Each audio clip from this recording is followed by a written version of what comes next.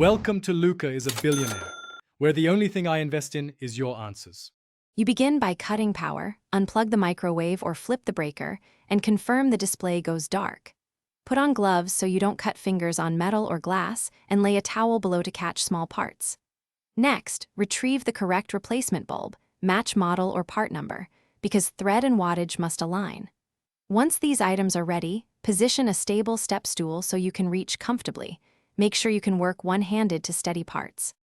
You remove the turntable and any mounting hardware, then locate the lamp housing under the microwave cavity or behind the vent grill.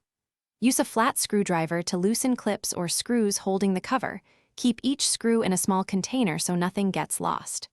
Once the cover is free, gently pull the housing forward. Observe how the bulb is seated and where the wiring connects. Take a quick photo if needed for reference. Because matching orientation matters, when you remove the old bulb by rotating or pulling straight out, depending on the socket style, and install the new one.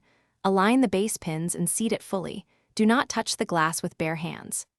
Reattach the housing and secure screws, return the turntable and any removed trim, and then restore power.